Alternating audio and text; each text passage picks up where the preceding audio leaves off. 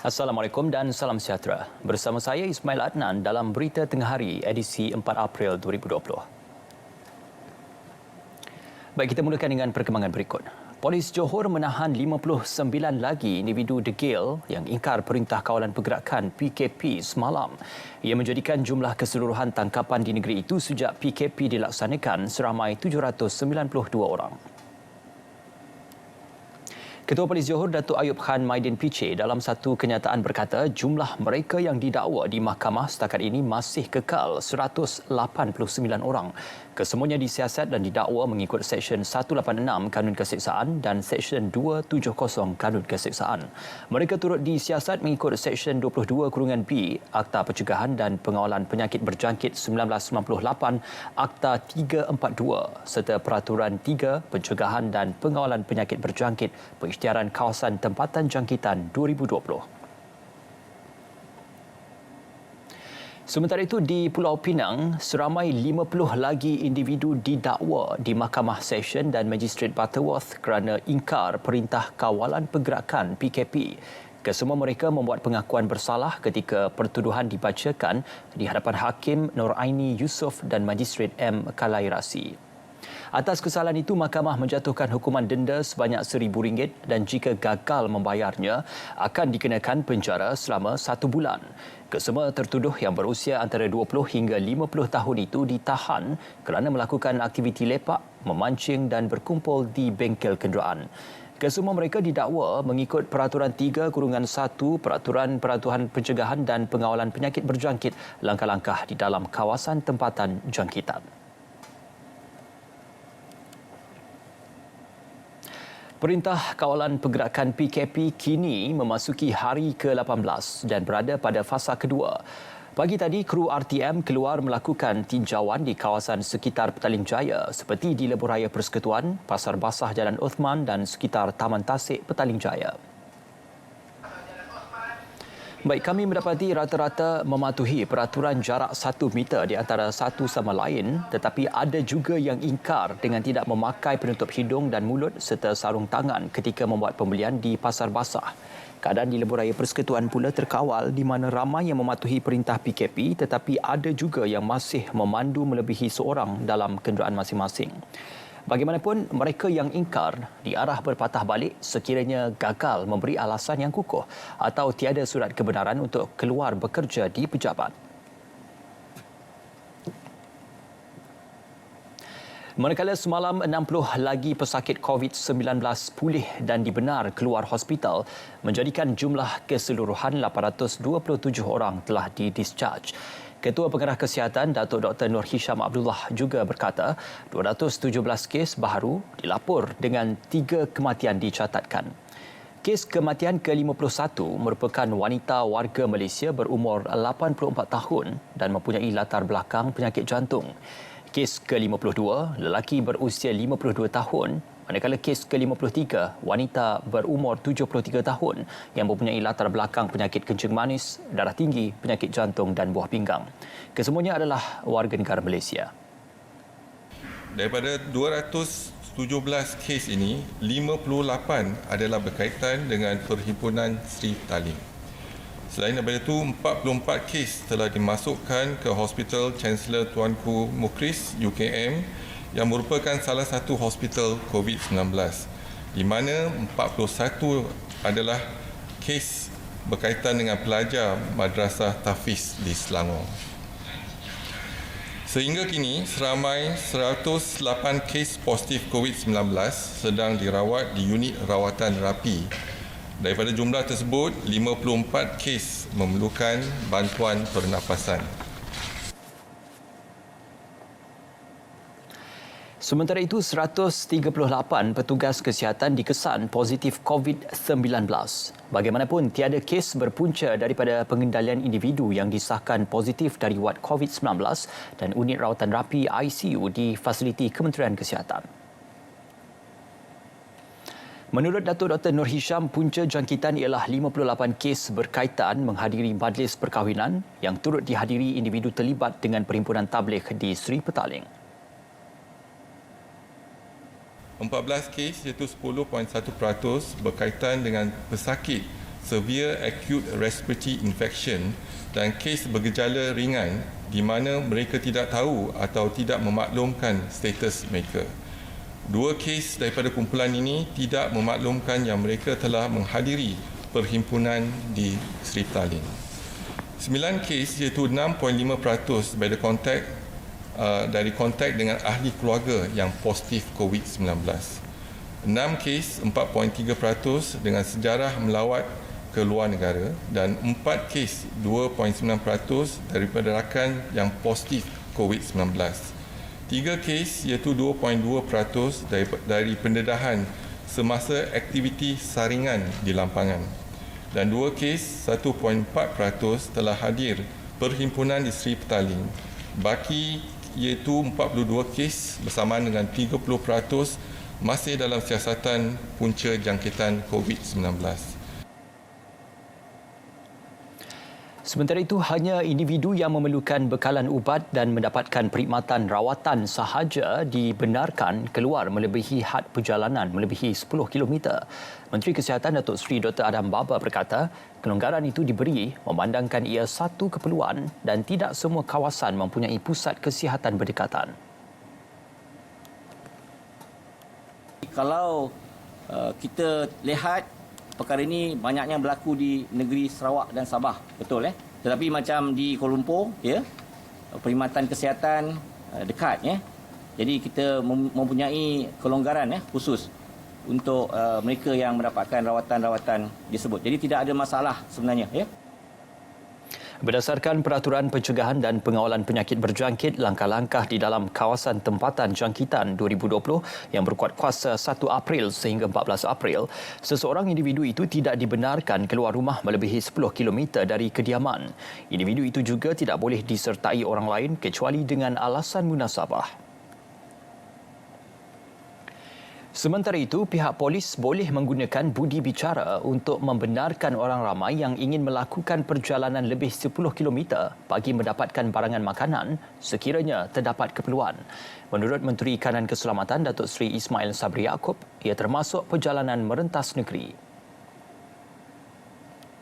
Semalam kita dengar ada individu yang ingin keluar mendapatkan perubatan, tetapi oleh kerana tempatnya hospitalnya lebih daripada 10 km, jadi mereka terpaksa membatalkan hasrat mereka ataupun tujuan mereka untuk ke hospital. Sedangkan kesihatan merupakan perkara utama yang diberikan oleh kerajaan, sehingga kita terpaksa memperkenalkan PKP kerana nak menjaga kesihatan rakyat. Jadi jika melibatkan isu kesihatan ke klinik dan sebagainya terletak lebih daripada 10 km, pihak polis juga diberikan kuasa budi bicara untuk melepaskan atau membenarkan perjalanan individu-individu atau pihak-pihak yang terlibat di dalam perkara yang saya sebutkan tadi.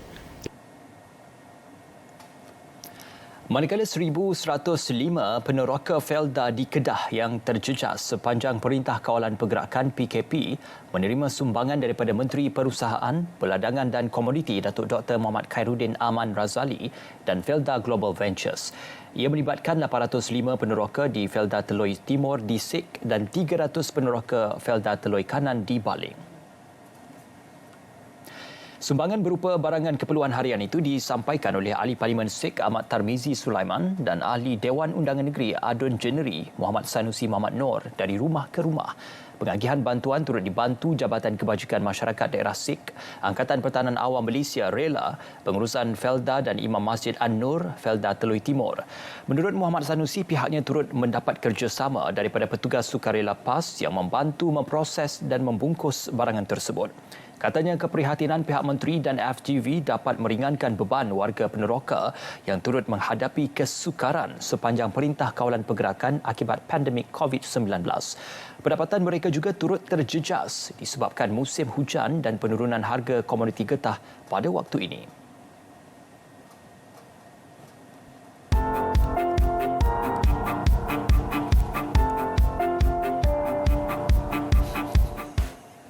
Yang amat berhormat, Perdana Menteri telah mengumumkan program pengeluaran KWSP iLestari di mana pencarum KWSP boleh mengeluarkan simpanan dari akaun 2 sebanyak RM500 sebulan untuk 12 bulan bermula dari bulan Mei tahun ini. Saya ingin menerangkan kaedah bagi memudahkan ahli-ahli untuk melakukan pendaftaran program pengeluaran KWSP iLestari ini. Ahli-ahli boleh membuat pendaftaran secara email atau pos bermula dari 1 April 2020. Bagi pendaftaran secara online, ahli KWSP boleh melakukannya bermula 1 Mei. Ahli KWSP akan menerima bayaran ke akaun bank masing-masing bermula Mei ini. Butiran terperinci mengenai kaedah ini akan diwar-warkan sebelum 31 Mac. KWSP menyarankan ahli-ahli agar membuat pendaftaran secara online bermula 1 Mei kerana proses online adalah lebih cepat dan tepat dan hanya mengambil masa 3 hari sahaja untuk diproses. Permohonan secara email dan pos mungkin memakan masa lebih lama kerana pengesahan manual perlu dibuat dengan lebih terperinci bagi melindungi keselamatan akaun ahli. Ahli-ahli dinasihatkan supaya menggunakan kaedah-kaedah tersebut dan tidak perlu hadir ke mana-mana cawangan KWSP semasa tempoh Perintah Kawalan Pergerakan. Untuk maklumat lanjut, ahli-ahli boleh mengirim email ke alamat tertera atau layari laman web, Facebook dan Twitter KWSP. Akhir sekali, KWSP ingin menasihatkan ahli-ahli agar tidak tertipu dengan sebarang skim penipuan dan hanya berurusan dengan KWSP sahaja. Ingat, duduk rumah, stay home.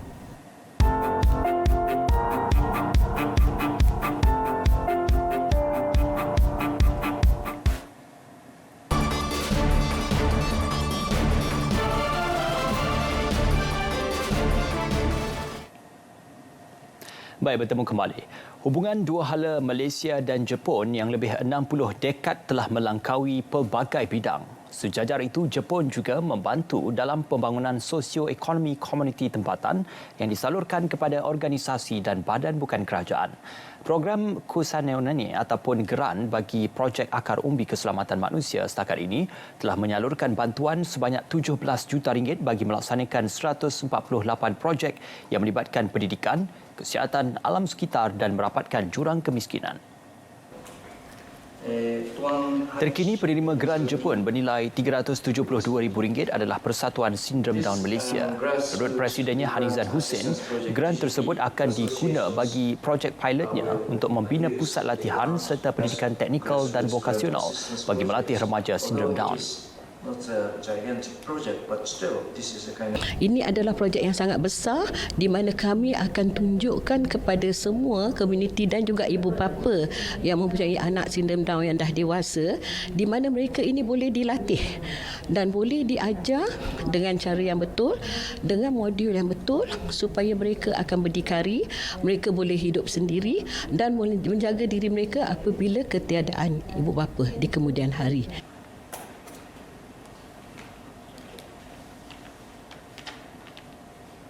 Sementara itu, Duta Jepun ke Malaysia Hiroshi Oka matlamat program Kusanone adalah mengenal pasti projek-projek berasaskan komuniti bagi membantu mencapai pembangunan yang seimbang.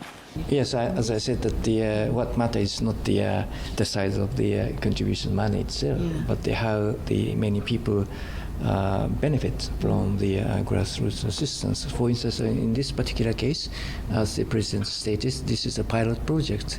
If we can demonstrate the effectiveness of the the vocational training, which is going to be done within the training center facilities, which is going to be used by our contributions, then this is going to be replicated in other parts of the world. Sejak program ini diwujudkan 30 tahun lalu, pelbagai bantuan telah disediakan di lebih 100 buah negara. Kerajaan telah mengenal pasti 3 masalah utama yang dihadapi perusahaan kecil dan sederhana PKS sepanjang tempoh pelaksanaan Perintah Kawalan Pergerakan. Ia melibatkan isu pembayaran gaji pekerja, sumbangan mandatori majikan untuk kumpulan wang simpanan pekerja dan kos sewa ruang niaga. Jelas Menterinya Datuk Seri Dr. Wan Junaidi Tuanku Jaafar, permasalahan itu diajukan oleh Persatuan-Persatuan PKS. Tidak kurang juga yang berharap kerajaan akan menambah lebih banyak bantuan menerusi pakej rangsangan ekonomi prihatin rakyat.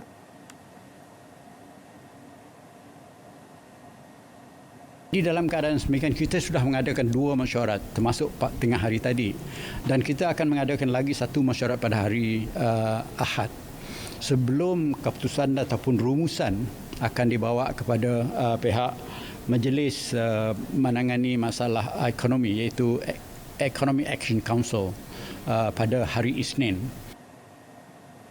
Hasil keputusan majlis akan diserahkan kepada Perdana Menteri Tan Sri Muhyiddin Yassin untuk dipertimbangkan. Terdahulu beliau memberi sumbangan makanan kepada pihak petugas media di Angkasa Puri.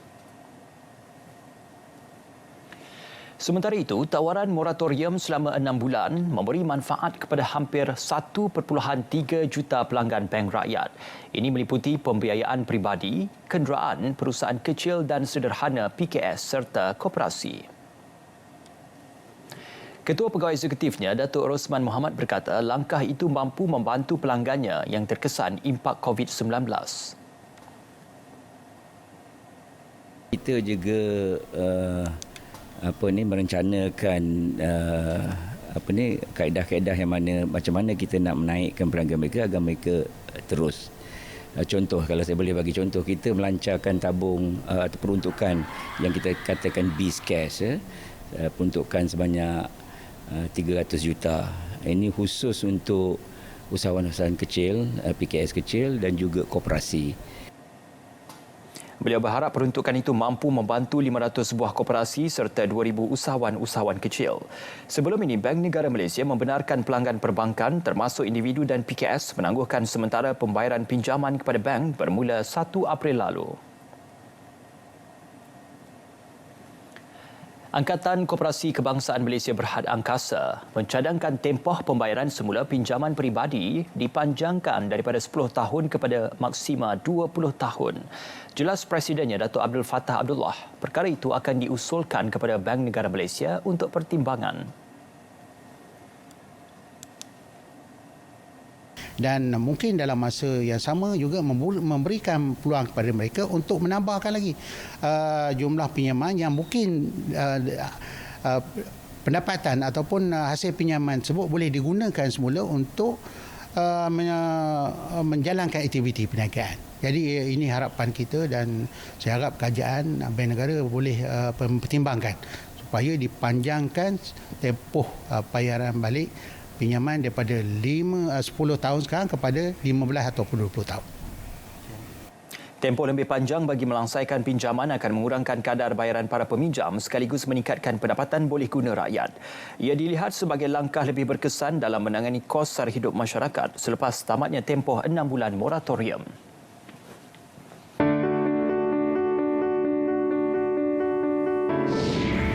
Assalamualaikum, adik kakak ambo belakang tu duk kira lah duk mana, duk Kelantan ke duk luar.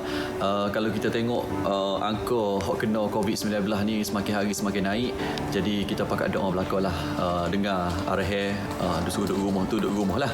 Adik kakak sekalian stay at home, duduk rumah je. Tak payah pergi mana-mana. Lah ni bahaya. Wabak coronavirus ni sangatlah bahaya. Jadi kalau hok tak kena lagi tu kita doa minta jauh lah. Kalau hok kena tu kita doa jugalah biar sembuh seperti sedia kala. InsyaAllah moga-moga kita semua terhindarlah dari penyakit ni. Sebab kalau kena kita tak tahulah lagu mana. Tuhan je hok tahu. Ubat pun tak ada. Jadi kena dengarlah arahan belakang ya. Satu lagi nak pesan, kalau boleh comot sanitizer tu tanya itu sepanjang masa supaya penjagaan kesihatan kita di tahap optimum. Jadi terus dia bersama kami di RTM.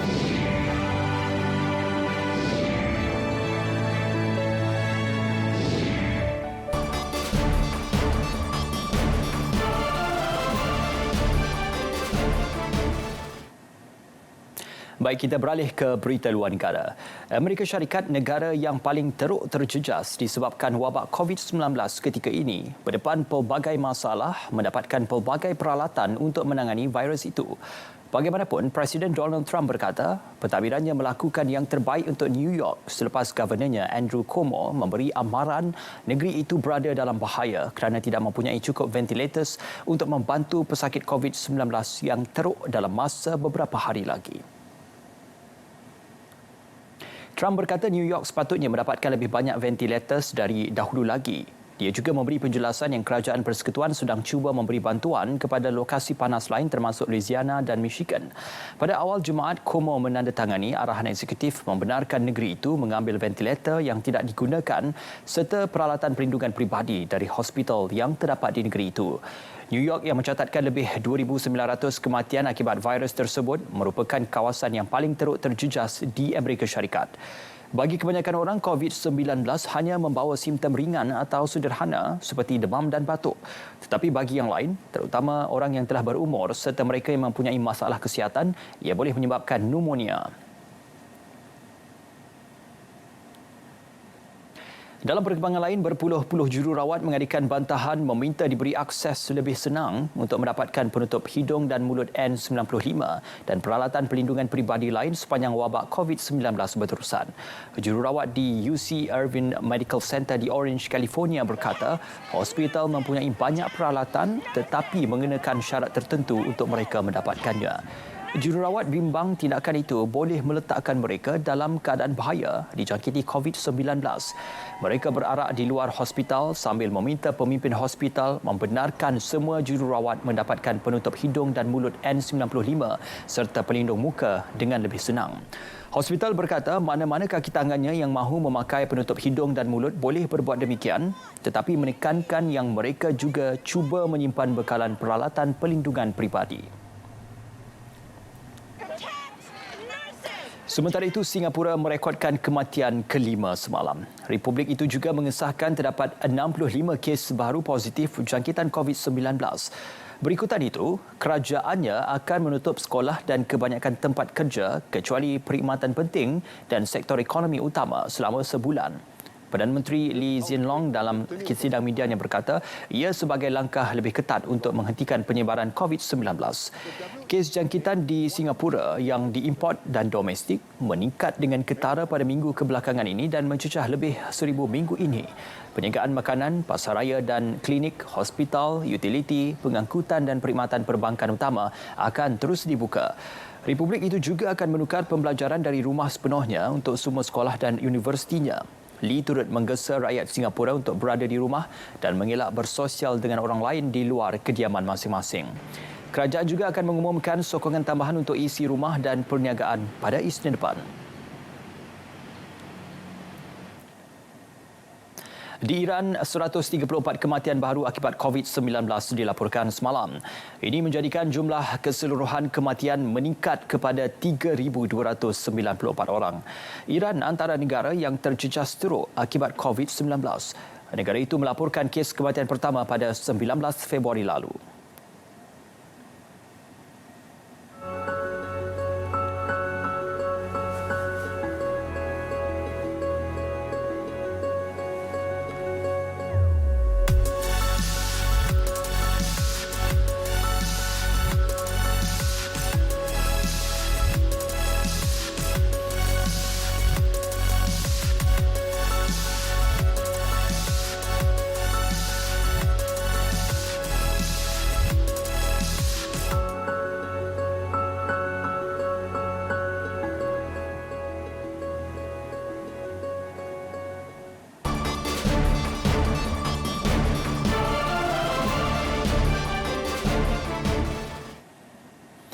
Baik, sedikit perkembangan sukan. Status perlumbaan MotoGP Dunia 2020 pada Grand Prix GP Malaysia di litar antarabangsa Sepang SIC yang dijadual berlangsung November depan masih belum diputuskan. Ketua Pegawai Eksekutif SIC, Datuk Razlan Razali berkata ia susulan perkembangan pandemik COVID-19 di seluruh dunia yang semakin membimbangkan sehingga menyukarkan Dorna Sports selaku promotor MotoGP Dunia dalam membuat pindaan jadual perlumbaan yang terjejas. Razlan berkata hasil perbincangan bersama Dorna Sports, promotor tersebut menjangkakan untuk menyambung semula saingan musim 2020 seawal Ogos depan sekiranya penularan COVID-19 berjaya ditangani.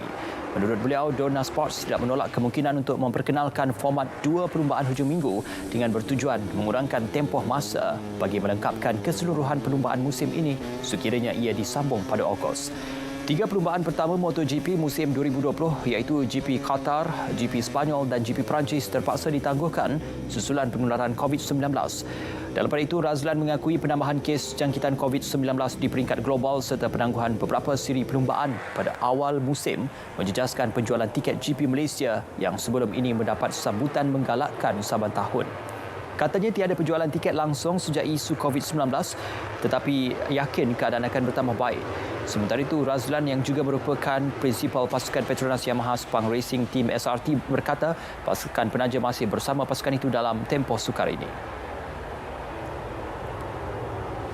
Manakala Kelab Liga Perdana Inggeris EPL bersetuju melanjutkan tempoh penangguhan Liga musim ini sehingga keadaan betul-betul selamat.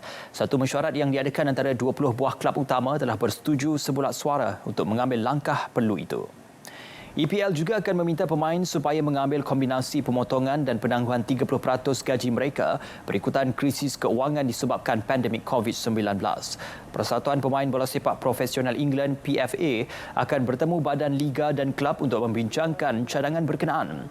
Walaupun berdepan masalah keuangan, kelab EPL bersetuju untuk menyumbangkan sebanyak 125 juta pound atau 666 juta ringgit kepada Liga Bola Sepak Inggeris EFL dan Liga Kebangsaan untuk membantu pasukan Liga Bawahan.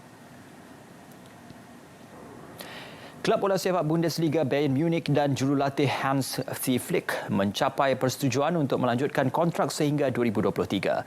CEO kelab itu Karl-Heinz Rummenigge dalam satu kenyataan, Bayern sangat berpuas hati dengan hasil kerja Hansi Flick. Flick sebelum ini pernah menjadi pembantu kepada jurulatih Jerman Joachim Löw mengambil tugas pada bulan November sebagai pengendali selepas Niko Kovac dipecat. Tambah Rummenigge, kelab telah menunjukkan peningkatan yang baik di bawah pengendaliannya serta bermain bola sepak yang menarik telah mempengaruhi keputusan dengan kelab masih bertanding dalam 3 kejohanan. Aksi Bayern bermula goyah untuk menguasai Liga Domestik sebelum bangkit berada di puncak Bundesliga dan berada di landasan tepat melanjutkan rekod memenangi 8 kejuaraan Liga berturut-turut.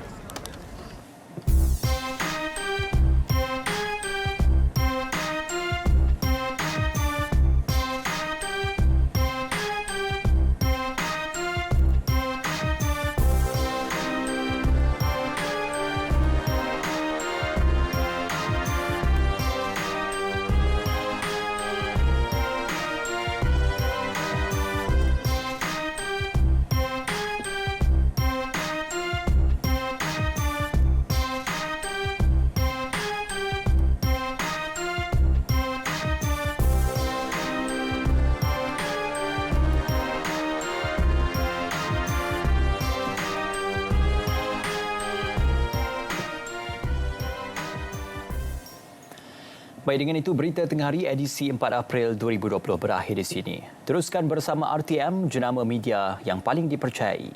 Duduk di rumah, patuh perintah kawalan pergerakan. Saya Ismail Adnan, Assalamualaikum dan salam hormat.